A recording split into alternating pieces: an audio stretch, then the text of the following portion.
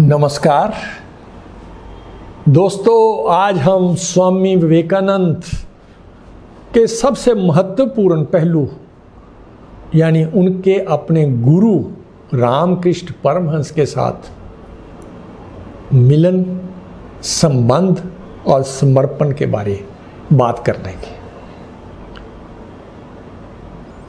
गुरु और शिष्य विवेकानंद रामकृष्ण परमहंस का जो आपसी संबंध है वो एक विश्व इतिहास का अनूठा और अद्भुत संबंध है। कहते हैं अगर रामकृष्ण परमहंस नदी है तो विवेकानंद उसकी धारा है। अगर रामकृष्ण परमहंस एक सितार है तो विवेकानंद उस सितार की आवाज है।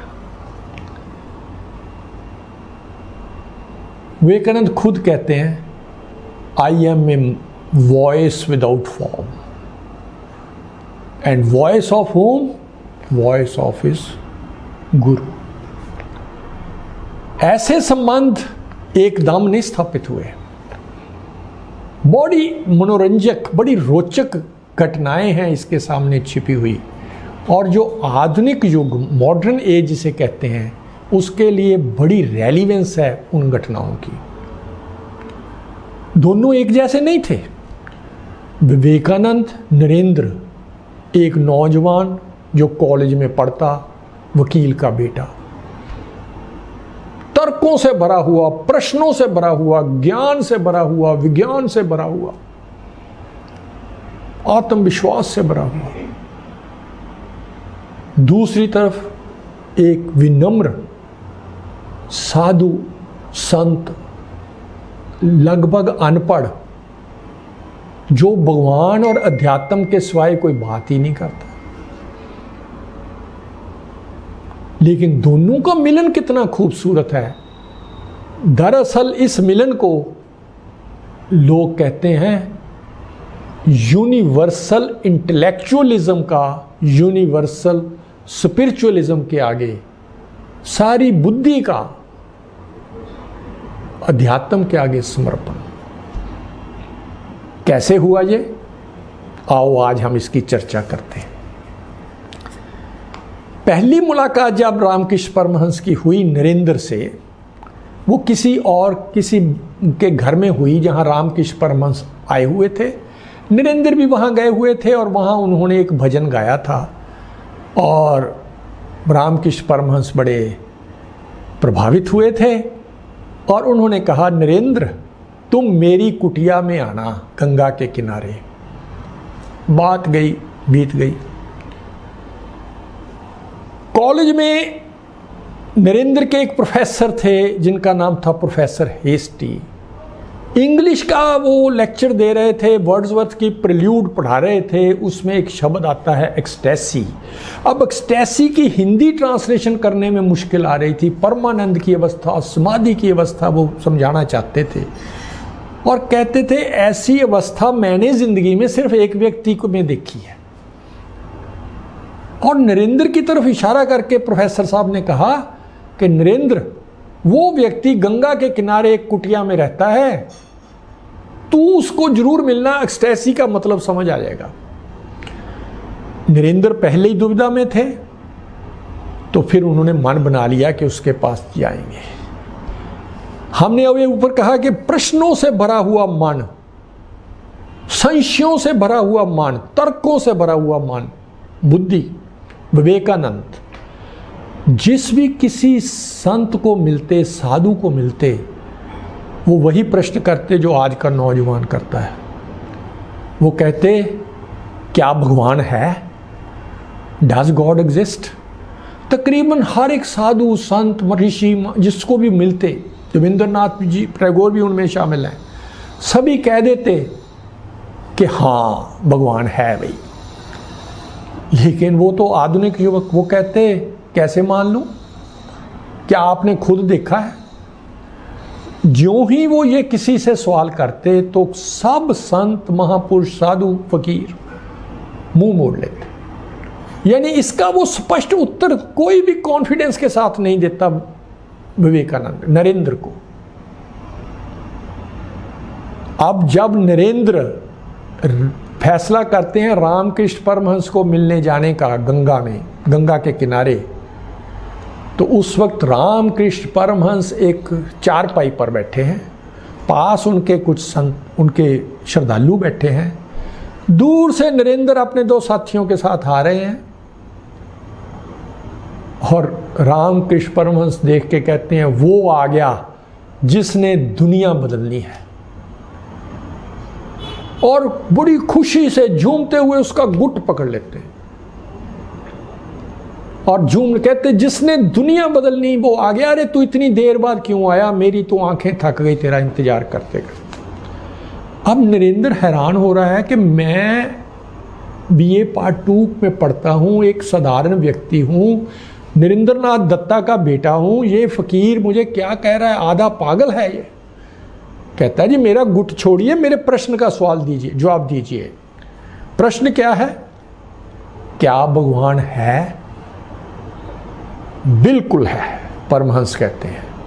कैसे मान लूं कि है? क्या आपने खुद देखा है? सिर्फ देखा ही नहीं, इस वक्त भी देख रहा हूं, हर वक्त देखता हूं, इस वक्त भी देख रहा हूं, उतनी स्पष्टता से देख रहा हूं जितनी स्पष्टता से मैं इस वक्त आपको देख रहा हूं, बल्कि इससे भी ज्यादा स्पष्टता से भगवान को देख रहा हूं।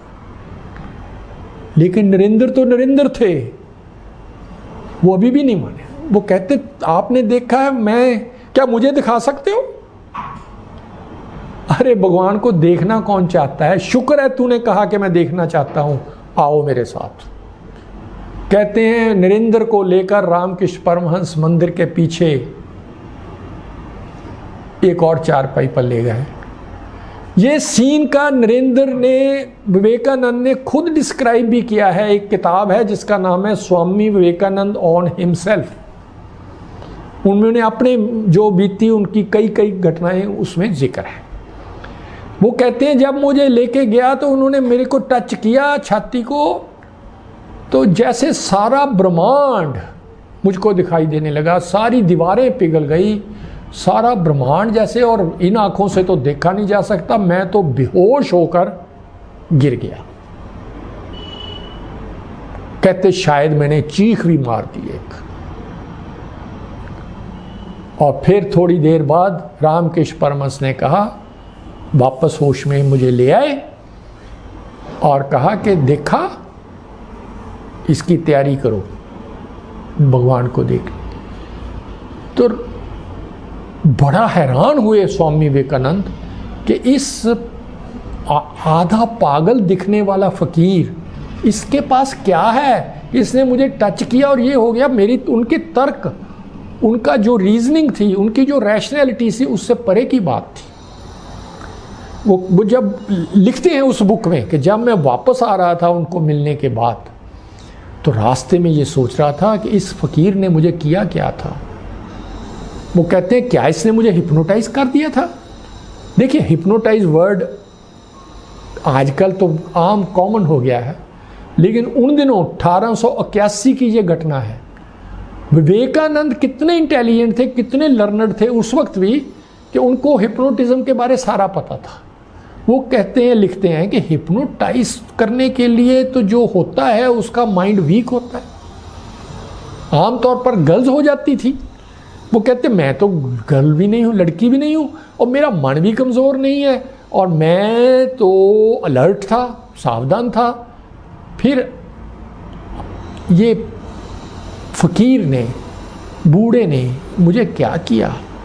क्या ऐसी शक्तियाँ हैं जो मैटर के बियॉन्ड हैं, इस पदार्थवाद के आगे हैं? जैसे आज का आधुनिक सवाल है, क्या पदार्थ is everything, matter is everything, या मैटर के बियॉन्ड कोई स्पिरिट है?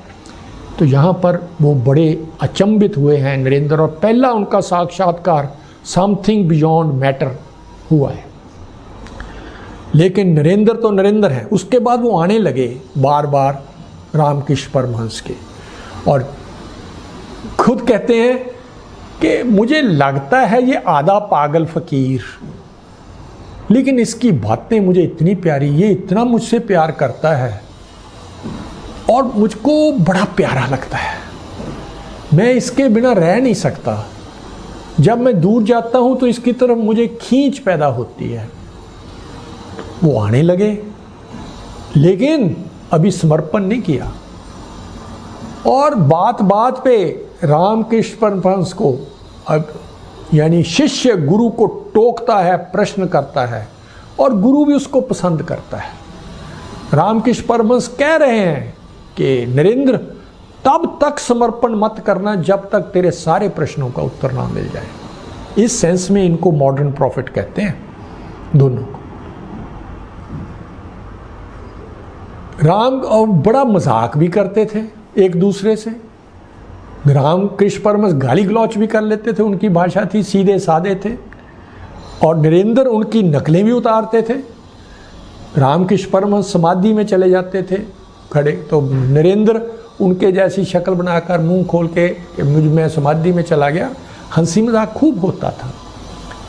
मूर्ति पूजा पर बड़ी डिस्कशन होती थी, क्योंकि नरेंद्र मूर्ति पूजा के बिल्कुल विरोध में थे। ब्रह्मो समाज का उन पर बहुत बड़ा प्रभाव था।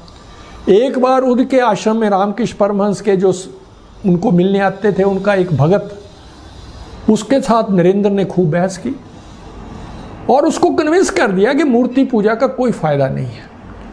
और उनकी बातों में आकर उस भगत ने अपनी जो मूर्तियां थी फैसला किया, इसको गंगा में बहा दूंगा, और बहाने चला गया।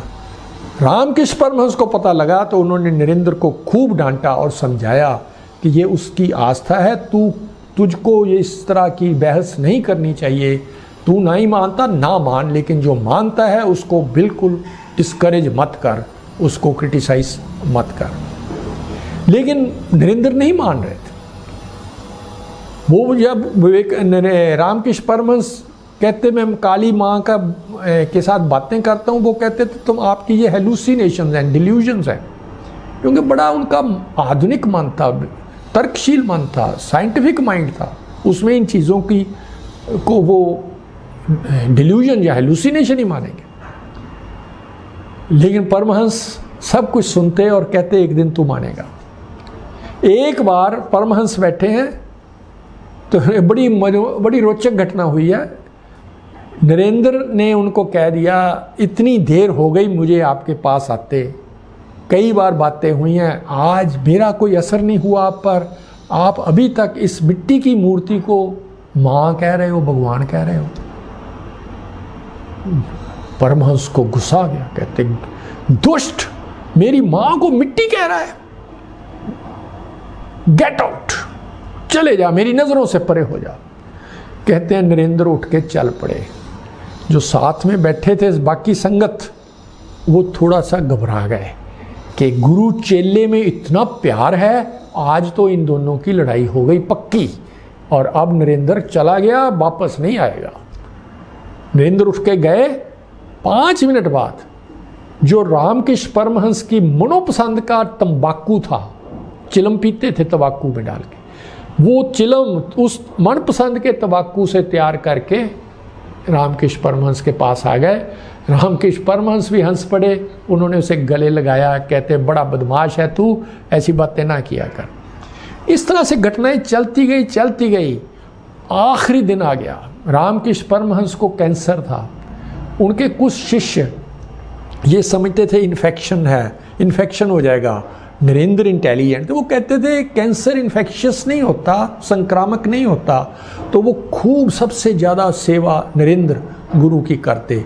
ऐसा भी कहा जाता है कि उन्होंने तो एक बार उनका थूक, बलगम, खून जो पाक वगैरह निकली, वो भी गले से नरेंद्र ने इसलिए पी ली, बाकी सब शिष्यों को समझाने के लिए कि इसमें इन्फेक्शन नहीं है।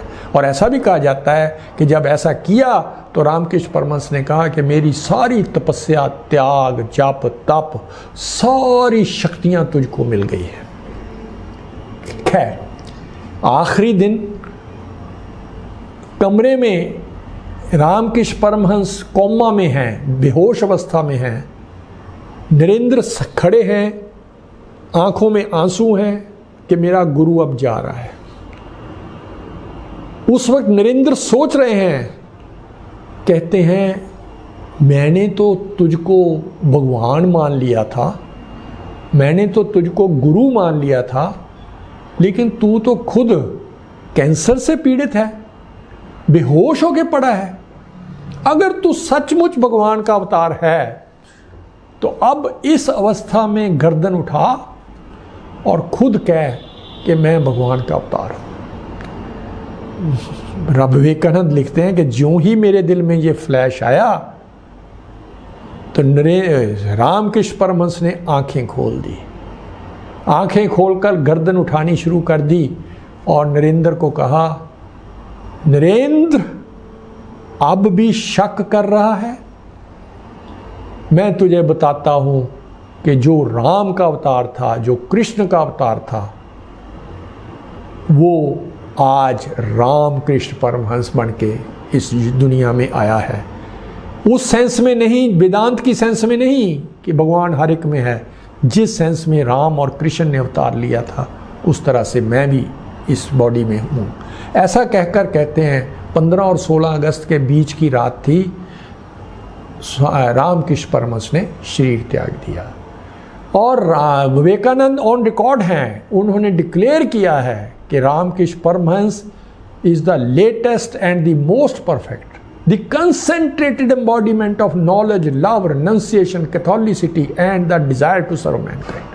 कि उनसे परफेक्ट व्यक्ति पैदा नहीं हुआ और वो गुरु हैं, भगवान हैं, सब कुछ है। एक्चुअली स्वामी विवेकानंद का ये जो समर्पण है श्री रामकृष्ण परमहंस के चरणों में, ये यूनिवर्सल इंटेलेक्चुअलिज्म का, सारी विश्व के तर्कशीलता का, बुद्धि का, अध्यात्म के आगे समर्पण है। क्योंकि Ramakrishna Paramhans represents universal spiritualism and Vivekananda represented universal intellectualism। क्योंकि इसी विवेकानंद को बाद में जाकर ये सर्टिफिकेट मिला था कि he has the learning of all the professors of Harvard University put together। इतना विद्वान, तर्कशील और बुद्धि वाला व्यक्ति जब समर्पण करता है तो इसको हम यूनिवर्सल बुद्धि का, इंटेलेक्चुअलिज्म का समर्पण कह सकते हैं। तो दोस्तों, मैंने जिस तरह से इतिहास में, जिस तरह से महापुरुषों द्वारा लिखी किताबों में वर्णन है, वो आपके सामने समर्पण किया। जो आस्थावान लोग होंगे वो इस पर विश्वास करेंगे, क्योंकि धर्म की बात जो अब होती है, अध्यात्म की बात होती है, वो तो आस्था से होती है। और विवेकानंद से बड़ा तर्कशील कौन होगा। तो ये मैंने आपको अपनी श्रद्धा सुमन अर्पण किए हैं विवेकानंद रामकृष्ण के संबंध और समर्पण को। धन्यवाद। जय हिंद। नमस्कार।